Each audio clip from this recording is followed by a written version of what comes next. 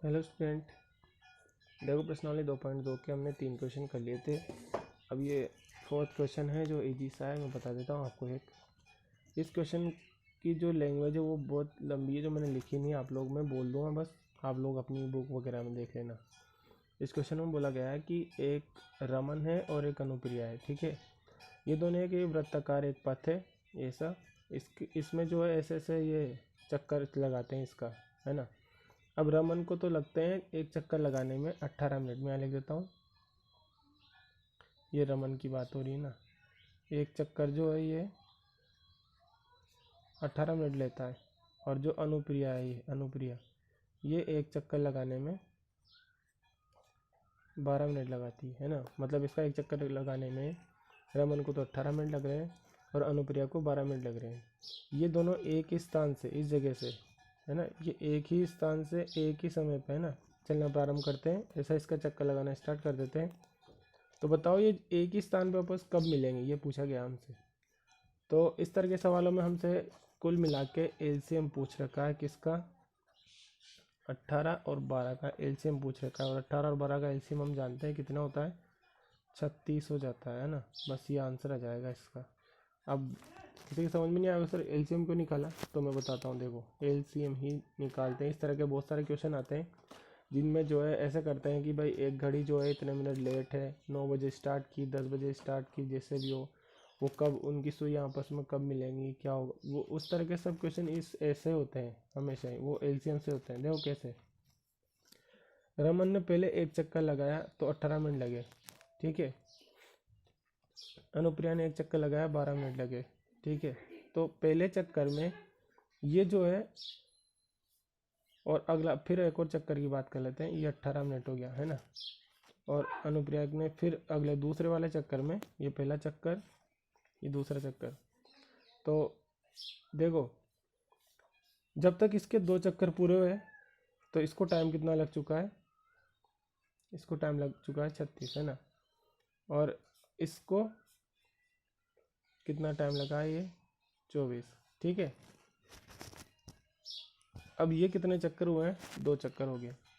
इसको 36 मिनट लग चुके हैं, इसको 24 मिनट लग चुके हैं। लेकिन उसी टाइम में इस ये तो इसका इसके जो है ये तो 3 चक्कर के बराबर हो गया ना। देखो मतलब ऐसे हैं, देखो दोबारा से बताता हूँ मैं, कि इसने एक चक्कर लगाया तो 6 का अंतर है इन दोनों के, तो लगभग आधा चक्कर ही आगे निकल चुकी है उससे, है ना।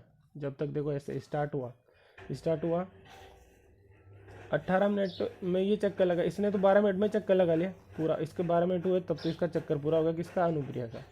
लेकिन अभी भी रमन तो यही है, आधे में ही है इस जगह वो।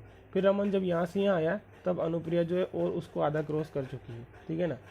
तो ऐसे ही हम ये पता लगा लेंगे भाई 18 और 12 का जब कॉमन संख्या कब आती है, 18 और 12 के पाड़े में, ये 18 चलेगा, ये 12 चलेगी। तो देखो ये 18 चलेगा, 18 दोनों 36, फिर इसका 36 आएगा, और उसके वो 12 का टाइम चलेगा उसके, तो 12 मिनट, फिर 24 मिनट, फिर 36 मिनट। तो जो 36 मिनट का टाइम है वो दोनों में कॉमन आ रहा है ना। तो बस यही इस जगह वो एकदम इसको रमन और ये एक दूसरे को क्रॉस करेंगे, बिल्कुल एक ही स्थान से वापस चलना स्टार्ट हो जाएगा। तो बस हमसे यही, और ये चीज़ें क्या होती है, ये एलसीएम होता है, ऐसे ही तो पता करते हैं एलसीएम, ठीक है। तो इसका आंसर आ जाएगा ये 36। तो ये क्वेश्चन एक बार और देखना वीडियो, अगर समझ में नहीं आया तो, वरना पूछ लेना, मैं बता दूंगा दोबारा से भी। अभी हम 5th क्वेश्चन करते हैं। देखो यहाँ कर लेता हूँ मैं क्वेश्चन।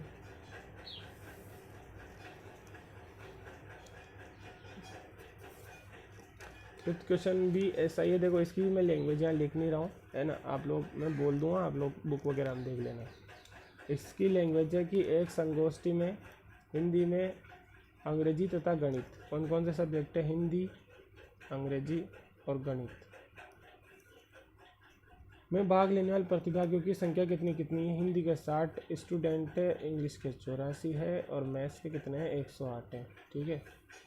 एक संगोष्ठी का मतलब कुछ भी मान लो, सम्मेलन वगैरह कुछ भी हो रहा है, तो उसमें ये जो है भाग ले रही है ना, कुछ शिक्षा के ऊपर डिबेट कुछ हो रही है, उसमें हिंदी के 60 बच्चे आए, इंग्लिश के 84 और मैथ्स के 108 है। प्रत्येक कमरे में बराबर संख्या में एक ही विषय के प्रतिभागियों को बिठाए जाने, तो आवश्यक कमरों की न्यूनतम संख्या क्या होगी। देखो ये एचसीएफ वाला क्वेश्चन है, नॉर्मली हो जाएगा। बस क्या करना है हमन को, प्रत्येक कमरे में बराबर स्टूडेंट, जैसे ये इसके 60 है ना, तो 10 जितने भी कमरे बने, जैसे मान लो उसमें हिंदी के 10 स्टूडेंट है तो सभी में 10-10 ही बैठने चाहिए हिंदी के, इस तरीके से। और अगर उस कमरे में ये कितना आएगा ये हम पता करेंगे बाद में, अभी 10 फिक्स नहीं है ना। इंग्लिश के मान लो उसमें 12 बिठाने हैं, तो सभी कमरों में 12 ही स्टूडेंट इंग्लिश के होने चाहिए, जितने भी कमरे हों। अभी हमें कमरों की संख्या पता नहीं है, कमरों की संख्या पता करनी है। और मैथ्स के जैसे मान लो ये मैथ्स के 20 स्टूडेंट बैठ रहे हैं एक कमरे में, तो फिर सब में 20 ही होने चाहिए, इस तरीके से पूछा हमसे। तो आसान देखो कैसे करेंगे। सबसे पहले हम क्या करेंगे, इन तीनों के अभाज्य गुणनखंड कर लेंगे, 60 के, 84 के और 108 के, और उनका ऐसे से पता कर लेंगे। तो देखो 60 के गुणनखंड, मैं यहाँ वो ऐसे करके नहीं देख रहा हूँ, है ना, आप लोग ऐसे भी कर सकते हो। 60 क्या होता है 6 × 10, और 6 क्या होता है 2 × 3, और ये 5 × 2, है ना। ये दो आगे लिख देंगे बस, 2 × 2 × 3 × 5, और एक 84 का क्या हो जाएगा, 84 के गुणनखंड हो जाएंगे 2 × 2 × 3 × 7, ये 84 के गुणनखंड हो जाएंगे, है ना। 12 7 84 होता है, तो ये 12 के हो गए और ये 7 हो गए, 12 के गुणनखंड ये और 7 के हो गए, और ऐसे 108 के हो जाएंगे। तो 108 कितना, 12 90 होता है, तो 12 हो गया, 2 × 2 × 3 और 90, ये 9, ये इसके गुणनखंड हो गए। इसका एचसीएफ पता कर लो।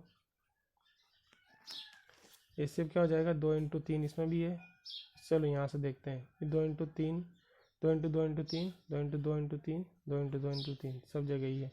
मतलब 2 × 2 × 3 सब जगह, मतलब एलसीएम कितना हो गया, एचसीएफ कितना हो गया 12। और जब एचसीएफ 12 मिल गया हमें, तो इसका मतलब ये है कि हर कमरे के अंदर जो है हमें प्रतिभागी कितने बिठाने हैं, 12 बिठाने हैं। हर कमरे में 12 स्टूडेंट ही बैठेंगे, ठीक है ना। तो कौन सा सब्जेक्ट के कितने बैठेंगे वो पता करना था, तो वो पता कर लेंगे।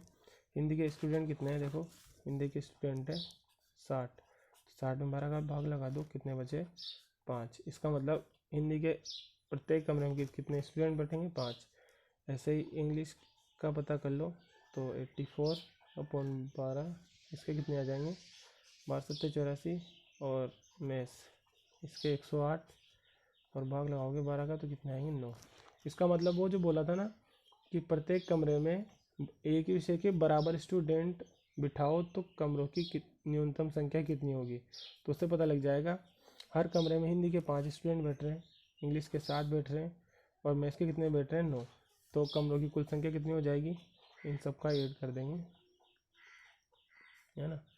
तो कमरों की कुल संख्या कितनी होगी 21, इनका टोटल कर लिया हमने, ये आंसर आ गया।